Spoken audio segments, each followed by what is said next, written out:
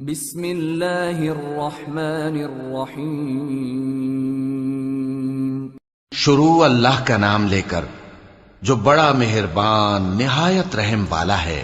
جو چیزیں آسمانوں میں ہیں اور جو چیزیں زمین میں ہیں سب اللہ کی تسبیح کرتی ہیں، اور وہ غالب ہے، حکمت والا ہے۔ وہی تو ہے جس نے کفار اہل کتاب کو پہلی لشکر کشی پر ہی ان کے گھروں سے نکال دیا۔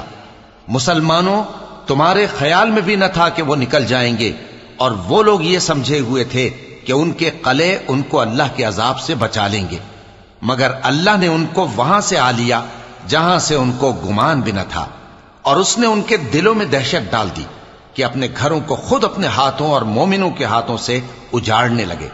تو اے بصیرت کی آنکھیں رکھنے والو، عبرت حاصل کرو۔ اور اگر اللہ نے ان کے بارے میں جلا وطن کرنا نہ لکھ رکھا ہوتا تو ان کو دنیا میں بھی عذاب دے دیتا، اور آخرت میں تو ان کے لیے آگ کا عذاب تیار ہے ہی۔ یہ اس لیے کہ انہوں نے اللہ اور اس کے رسول صلی اللہ علیہ وآلہ وسلم کی مخالفت کی، اور جو شخص اللہ کی مخالفت کرے تو اللہ اسے سخت عذاب دینے والا ہے۔ مومنوں، کھجور کے جو درخت تم نے کاٹ ڈالے یا ان کو ان کی جڑوں پر کھڑا رہنے دیا، سو یہ اللہ کے حکم سے تھا، اور اس سے مقصود یہ تھا کہ وہ نافرمانوں کو رسوا کرے۔ اور اے مسلمانوں، جو مال اللہ نے اپنے پیغمبر کو ان لوگوں سے جنگ کے بغیر دلوایا ہے اس میں تمہارا کچھ حق نہیں، کیونکہ اس کے لیے نہ تم نے گھوڑے دوڑائے نہ اونٹ، لیکن اللہ اپنے پیغمبروں کو جن پر چاہتا ہے غالب کر دیتا ہے، اور اللہ ہر چیز پر قادر ہے۔ جو مال اللہ نے اپنے پیغمبر صلی اللہ علیہ وآلہ وسلم کو بستیوں والوں سے دلوایا ہے وہ اللہ کے اور پیغمبر کے قرابت والوں کے اور یتیموں کے اور حاجت مندوں کے اور مسافروں کے لیے ہے، تاکہ جو لوگ تم میں دولت مند ہیں انہی کے ہاتھوں میں نہ گردش کرتا رہے، اور جو چیز تم کو پیغمبر صلی اللہ علیہ وآلہ وسلم دیں وہ لے لو، اور جس سے منع کریں اس سے باز رہو، اور اللہ سے ڈرتے رہو، بے شک اللہ سخت عذاب دینے والا ہے۔ اور ان ضرورت مند مہاجروں کے لیے بھی جو اپنے گھروں اور مالوں سے خارج اور جدا کر دیے گئے ہیں، جو اللہ کے فضل اور اس کی خوشنودی کے طلبگار اور اللہ اور اس کے پیغمبر کے مددگار ہیں، یہی لوگ سچے ہیں۔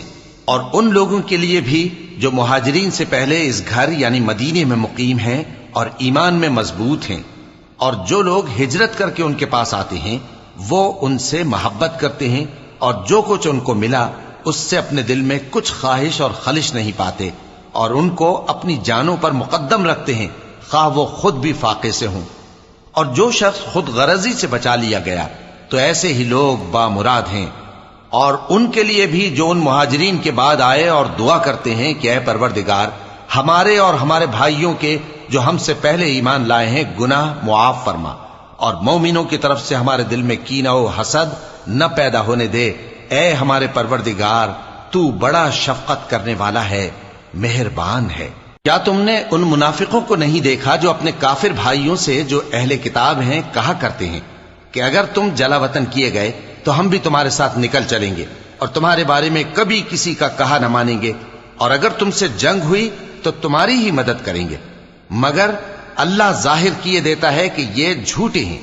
اگر وہ نکالے گئے تو یہ ان کے ساتھ نہیں نکلیں گے، اور اگر ان سے جنگ ہوئی تو یہ ان کی مدد نہیں کریں گے، اور اگر مدد کریں گے بھی تو پیٹ پھیر کر بھاگ جائیں گے، پھر ان کو کہیں سے بھی مدد نہ ملے گی۔ مسلمانوں، تمہاری ہیبت ان لوگوں کے دلوں میں اللہ سے بھی بڑھ کر ہے، یہ اس لیے کہ یہ سمجھ نہیں رکھتے۔ یہ سب جمع ہو کر بھی تم سے نہیں لڑ سکیں گے، مگر بستیوں کے قلعوں میں پناہ لے کر یا دیواروں کی اوٹ سے۔ ان کے آپس میں بھی بڑی لڑائی رہتی ہے، تم خیال کرتے ہو کہ یہ اکٹھے ہیں، حالانکہ ان کے دل پھٹے ہوئے ہیں۔ یہ اس لیے کہ یہ بے عقل لوگ ہیں۔ ان کا حال ان لوگوں کا سا ہے جو ان سے کچھ ہی پیشتر اپنے کرتوت کی سزا کا مزہ چکھ چکے ہیں، اور ان کے لیے دکھ دینے والا عذاب تیار ہے۔ منافقوں کی مثال شیطان کی سی ہے کہ انسان سے کہتا رہا کہ کافر ہو جا، پھر جب وہ کافر ہو گیا تو کہنے لگا کہ مجھے تجھ سے کچھ سروکار نہیں، مجھ کو تو اللہ رب العالمین سے ڈر لگتا ہے۔ تو دونوں کا انجام یہ ہوا کہ دونوں دوزخ میں جائیں گے، ہمیشہ اس میں رہیں گے، اور بے انصافوں کی یہی سزا ہے۔ اے ایمان والو، اللہ سے ڈرتے رہو اور ہر شخص کو دیکھنا چاہیے کہ اس نے کل یعنی آخرت کے لیے کیا سامان بھیجا ہے۔ اور ہم پھر کہتے ہیں کہ اللہ سے ڈرتے رہو، بے شک اللہ تمہارے سب اعمال سے خبردار ہے۔ اور ان لوگوں جیسے نہ ہو جانا جنہوں نے اللہ کو بھلا دیا تو اللہ نے انہیں ایسا کر دیا کہ وہ خود اپنے آپ کو بھول گئے۔ یہی لوگ ہیں نافرمان۔ اہل دوزخ اور اہل بہشت برابر نہیں، اہل بہشت ہی کامیابی حاصل کرنے والے ہیں۔ اگر ہم یہ قرآن کسی پہاڑ پر نازل کرتے تو تم اس کو دیکھتے کہ اللہ کے خوف سے دبا اور پھٹا جاتا ہے۔ اور یہ مثالیں ہم لوگوں کے لیے بیان کرتے ہیں تاکہ وہ غور کریں۔ وہی اللہ ہے جس کے سوا کوئی معبود نہیں، پوشیدہ اور ظاہر کا جاننے والا، وہ بڑا مہربان ہے، نہایت رحم والا ہے۔ وہی اللہ ہے جس کے سوا کوئی عبادت کے لائق نہیں، بادشاہ حقیقی، ہر عیب سے پاک، سلامتی دینے والا، امن دینے والا، نگہبان، غالب، زبردست، بڑائی والا۔ اللہ مشرکوں کے شرک سے پاک ہے۔ وہی اللہ تمام مخلوقات کا خالق، ایجاد و اختراع کرنے والا، صورتیں بنانے والا، اس کے سب اچھے سے اچھے نام ہیں۔ جتنی چیزیں آسمانوں اور زمین میں ہیں سب اس کی تسبیح کرتی رہتی ہیں، اور وہ غالب ہے، حکمت والا ہے۔ صدق اللہ العظیم۔